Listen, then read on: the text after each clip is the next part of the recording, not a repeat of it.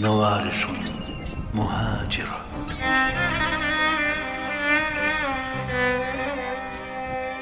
نوارس حلقت بعيدا عن أمكنة النشأة والتكوين في رحلة بحث عن أوطان وضفاف آمنة. نوارس حملتها الرياح نحو عوالم وبيئات جديدة، حاملة معها مشاعل الجمال والإبداع أينما حلت. نوارس تحملت متاعب الرحلة الطويلة المليئة بالمصاعب والتحديات، بحثا عن الهوية وإثبات الذات. نوارس مهاجرة.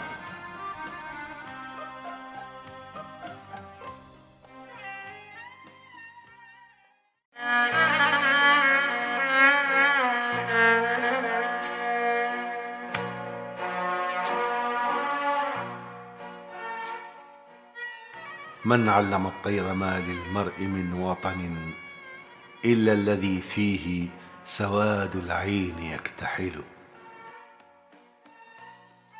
من علم النوارس طريق العودة لشواطئها التي هاجرتها مرغمة عندما ضاقت عليها الأرض بما رحبت.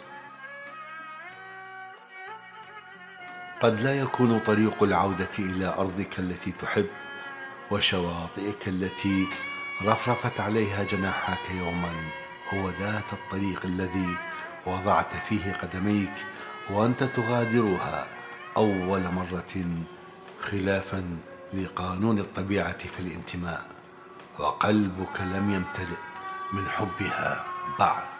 أعزائي المشاهدين، أهلا وسهلا بكم هذا اليوم في حلقة جديدة من نوارس مهاجرة. اليوم ضيفنا فنان تشكيلي ونحات مهم هنا في أمريكا في ولاية ميشيغان، له منجز كبير وعمله مميز وجدا رائع.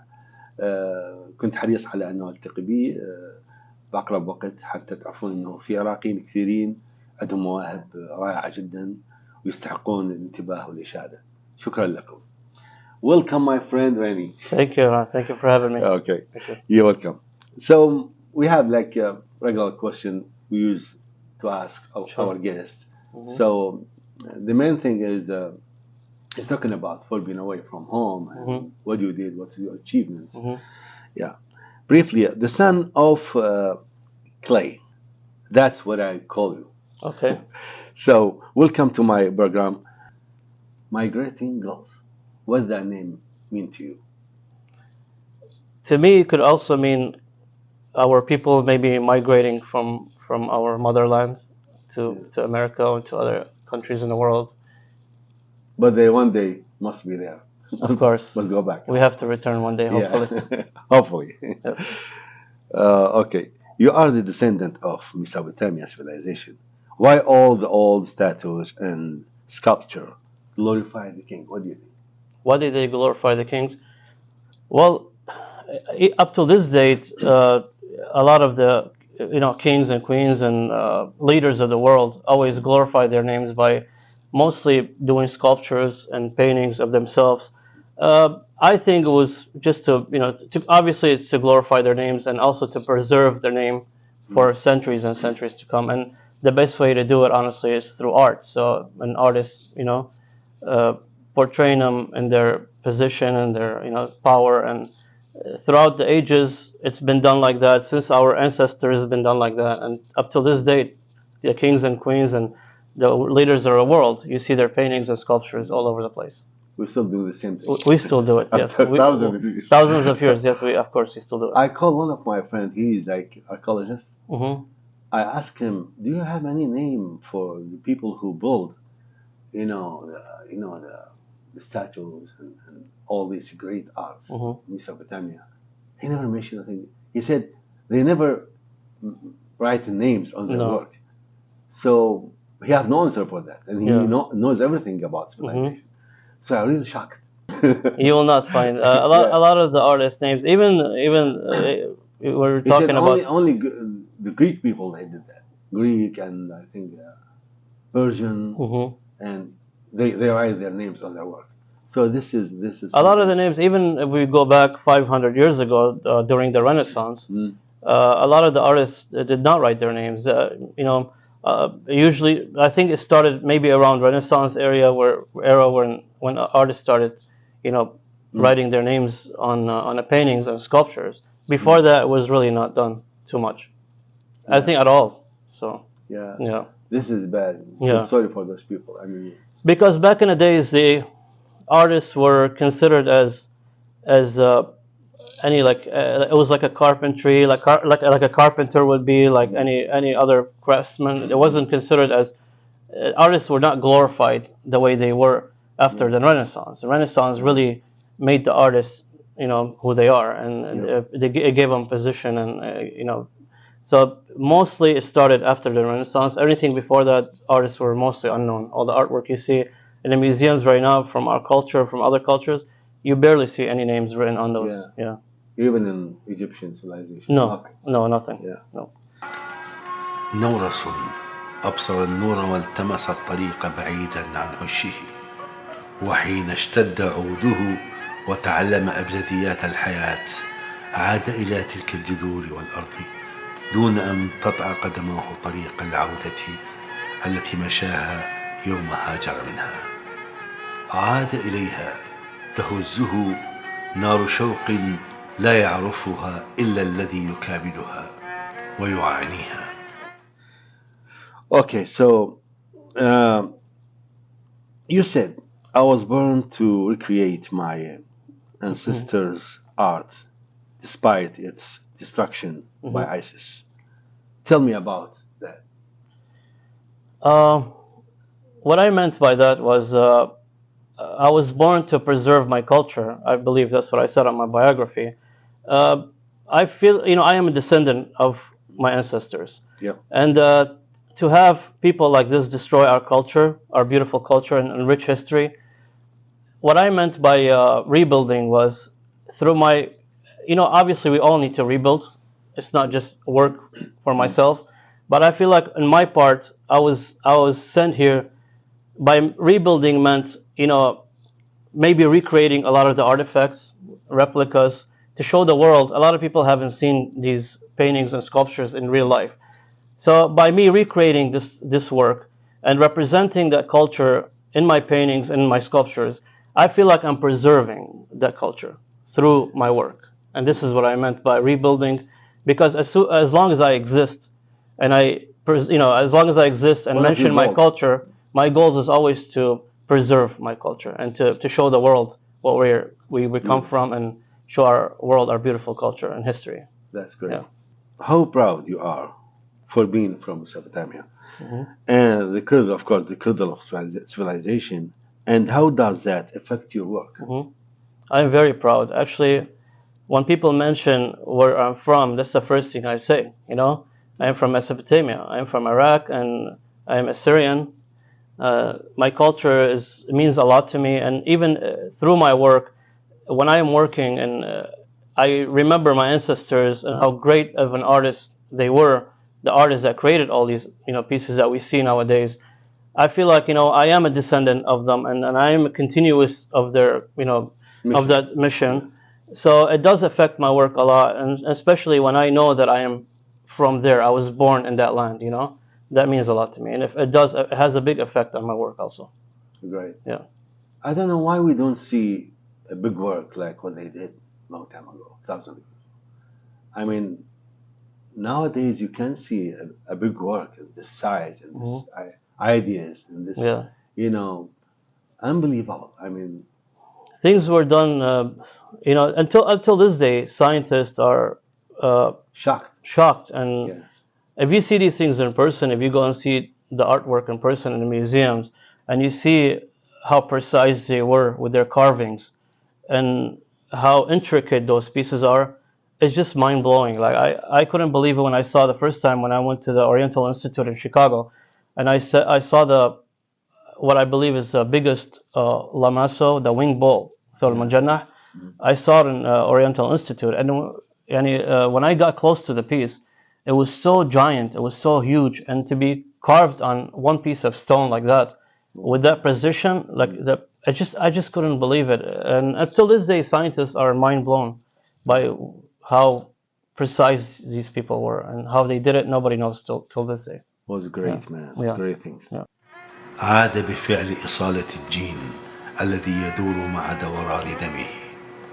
نورس مهاجر يعود إلى حيث الولادة ومكان الصرخة الأولى وشهقة الحياة وإبصار النور ليثبت إنه ملح الأرض وأديمها المفعم بالتجذر والحياة. نورس هاجر أرضا لكنه لم يهاجر، لأنه ماكث فيها كل حين بروحه بقلبه بكل ما فيه، بجيناته الأصيلة التي حركت أنامله ليصنع من صلصال وأديم روحه ما يثبت إصالة وحضارة ميسوبوتاميا. Okay, what are your most important contribution and artistic activities here in the United States? Well, before I've done a lot of places. I've done a lot of culture centers. Are you a member of some, organization? I am not a member of an organization, but now I am after being sponsored by the Assyrian Culture Foundation. Okay. It's a non-profit organization in Chicago. So now I am a member of the Assyrian Culture Foundation, and all my work is being sponsored by them. And I wasn't part of any organization before, as far as non-profit, and now I am. But I've done a lot of work for churches. I've done a lot of work for public places. I've done a lot of restaurants, and a lot of those places have mostly artifacts, or Assyrian and Babylonian artifacts. And for the future, obviously, I'm always going to work hard to embrace our name and to embrace our country, our motherland. So this has always been my goal, always to strive to be my best and to represent my people. So that's my goals. If you invited to go to Iraq to rebuild Babylon, Okay. does that mean something to you? That would be a dream come true. Yes, that would be a dream come true. There's some people tried, or in the time of all the regime, they tried to do something, but it's not that perfect. Yeah. I think some countries did a good job about their inheritance, whatever. We need good organizations to take care of our. I know it costs a lot of money. Yes, but it's gonna make a lot of money too. It's not about that. It's just this is a very rich culture that people, after thousands of years, look up to us and see. We've created so many things for the world, and now to be lost is very shame. And I wish somebody will step up and find our preserves and show the world. We have so many artifacts, so many things that are still underground, that haven't been, excavated they said yet. about 95% still. It's still there. It's still there, and It's a big deal. and you go to museums and you see there's tiny pieces of artifacts that's being put in a glass with the temperature control and the humid control. And then when I see these things, like tiny little pieces of rocks and stones that have been carved from our history, from our culture, and to think every time I'm there, look how they take care of these tiny pieces, and we have the whole world underground there. All these massive sculptures and More than one civilization. The whole civilization is still under there. So look at the Egyptians. Most of their artifacts, and they're still finding and they're looking and. I wish somebody would step up. Care of their. Of course they are. Museums are full of their artifacts, and I wish we could do the same for our country. Yeah. Maybe in the future there's good people going to come. I hope so. I hope. I have big hope for that. Yes. Yeah. Okay. What are your other talents besides art? Other talents. I do. I have a hobby that's outside of painting and sculpture, which is RC pilot. It's a remote controlled airplanes that I've been flying for over 15 16 years. Yeah, so it's a part of my hobby. It's something that I love since I was younger. I belong to a club, and we go with a bunch of friends and we fly these planes just like real planes fly, but they are remote control. They are models, and that's one of the hobbies. You know, other hobbies. I love music. I don't play it. I love being in the studios with Your dad is a great singer. He's my yes, friend. my dad. I don't know why I I didn't get something from I him. grew up in a musician Musician, family. yeah. Actually, most of my family they're musicians, singers. I was an artist, so I was the same thing, but I became an artist. But So all my when family did you is art. start love painting and I believe I started. I was probably in the middle school. That's when I used to do drawings, and we used to do a lot of school projects. And during the school projects, where they asked the students to to draw certain things, like we had a lot of programs, like it was say no to drugs and things like that. So they wanted each class to be painting, like from each student from the class to draw a poster related to the subject. So I started when I was very young, and I saw myself that I really loved drawing, and it caught people's attention because I was okay, and I was young, but I was still learning. So growing up, I never stopped, and you know, obviously, when I learned about my culture more, and I saw the artifacts and the sculptures and the paintings, and I saw where we really come from and what my history was really made out of, that actually pushed me to become better. And you know, I went and studied art, and I went to a lot of art classes and ateliers. Studied classical growing up, and just to be where I am right now. So. بإبداعه الأسطوري الذي يضاهي أساطير ومشاهير الكون يثبت أنه كائن من سلالة من طين كانت أصل حضارة هذه الأرض وملحها وعنوان حضارة الكون بأسره. كان استثنائي بكل ما يعنيه المعنى. ما يثير في هذا النورس إنه يكرس كل ما فيه من جمال الروح ونبض القلب ليعطي صورا وتماثيلا ومجسمات وكأنه كان يختزنها في خزانة يستل منها ما يريد كلما هزه الشوق لجذوره الضاربة في عمق التاريخ. So first time when I came to the United States, actually after few years, I visited the Ishtar restaurant. Yes. So I shocked with the statue, the sculpture I saw. I was surprised. Who did that? There's no way this is like any artist. He should be very professional. Yeah. So after I think 1 year, I was sitting with your dad, Sammy. He said, "He's my son." Yeah. So I really shocked. Yeah. And you came that time, and I know you. Yeah. Yeah. Ishtar is like a small museum for me. I was very proud of I the was project, advising, I always advising my friend, American friend, to visit, not for the food only, Of course. to see Babylon there. Of course. I thought we are going to see Babylon. Yeah, different statues and sculptures done by my friend. And yeah, proud of you, my friend. Thank you so much. That was a very important project to me when I started that restaurant, Ashtar. It was kind of an excuse for me to, like I said, preserving the culture, and that's how I mentioned I was born to preserve my culture. Involved. This is what I meant by it. When now it's like a miniature museum where a lot of people from all over the world visit and see, and at least a lot of people cannot go to the real museums and see them, and a lot of these things are still underground, haven't been excavated. Yeah. So, but at least to see a copy, a very close copy of the real stuff in front of you, I think, to me, educating people about these pieces, to me, means the whole world. So, your ambition project in the near future, here or somewhere else? My ambition project, I mean, I would really, really love to do something for my motherland. That has always been my dream. My dream has always been to at least have one piece of my work to be in a public place, maybe in Baghdad or maybe in north. Anywhere in Iraq, I would be proud to. That's my ambition to actually create a memorial statue or something to represent our people in my motherland. So I'm 100% sure you're gonna do it. I hope so. That's my Very dream. soon. That's my dream. That's very great. My friend Reni, I mean, you know, our country now suffering from multi things. You know, the government there is not very, very good, and unfortunately, this country should be governed by good people, love their country, and taking care of all this culture, Yeah. all this civilization. So you sad for sure Of for course. what's happening now. Always, For the yes. children. Yes.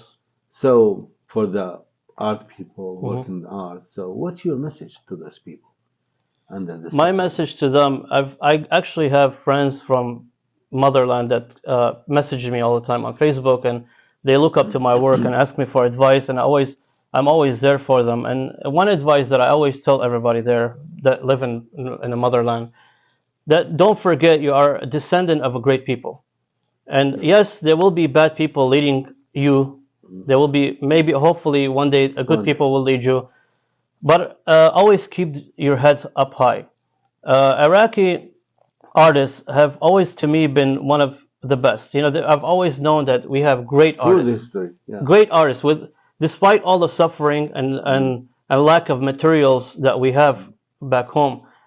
These people come up with some stuff that are mind blowing. We still distinguish. I am very proud of these people because we never give up and we are always different. And my message to them is never to give up.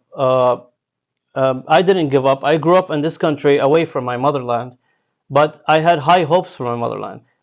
Through my work, I was able to show the whole world that we are descendant of the Mesopotamian people and we are still existing.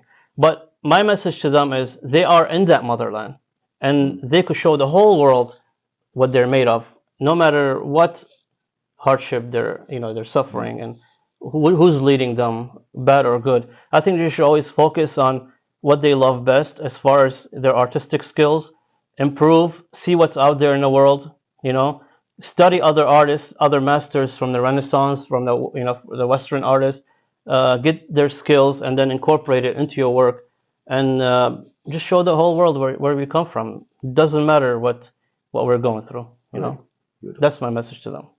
Great. Yeah. نورسنا الذي يحلق بنا على بساط ريحه وجناحيه المتخمة بالجمال اسمه ريني وكنيته ميسوبوتاميا وحسبه من الاسم فخرا.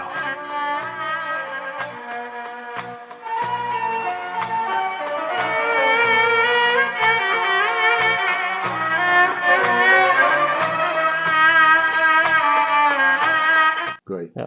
So, if you are in Iraq right now, Mm-hmm. do you think you have the same chance so you can create and do things like now, like here? What do you think? Honestly, like that question, a lot of people ask me that question, but I always answer them like, because I grew up here, I haven't really been back to my motherland since I've been here in this country since I was 10 or 11 years old. I was very young. So I've never been back. I don't know the situation back there now, but maybe if I was back there, back in a country, maybe my opportunities wouldn't be as great as it is right now. Maybe my skills would not be as good as they are right now to me, because of all the things that were offered to me in this country. It was easier for me to become great. And obviously, I'm not saying that they're not great. They are great too.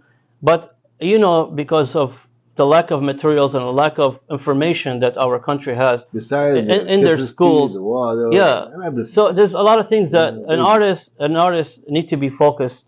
Artists, for me here, I am in my studio, and just because I grew up in this country, I don't have to worry about my electricity being disconnected and not having air conditioning in this hot weather. Imagine back home, artists are sitting in their studios and all of a sudden they have no power and all that mood is gone. All the thinking that, their own home, their kids are probably, hot, no heat, no water, so. And they're still doing a good job. Of course they still do a good job. And this is why I'm proud of them. But this is what I'm saying. Salute them, man. But this is the difference between, you're asking me if I was back there, would I be the same? Probably not.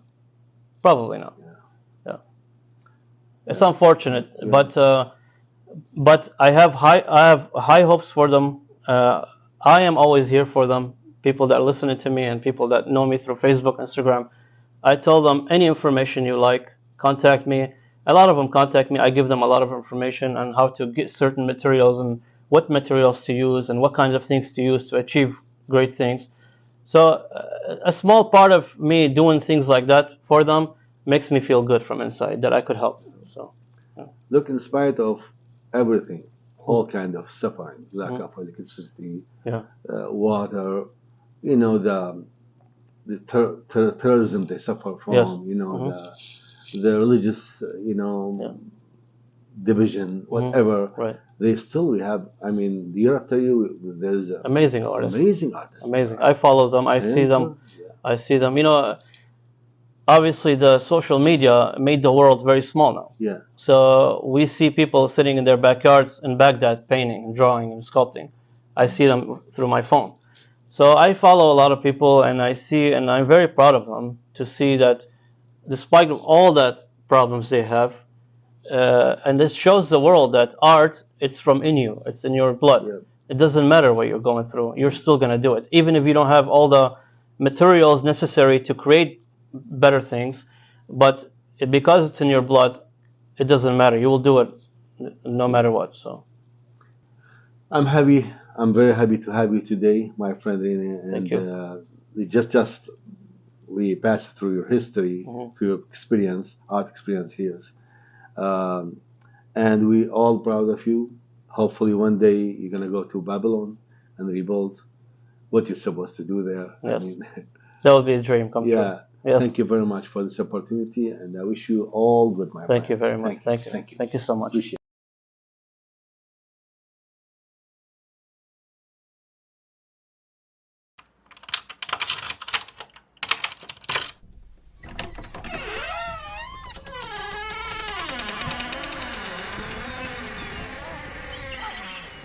نوارس مهاجرة.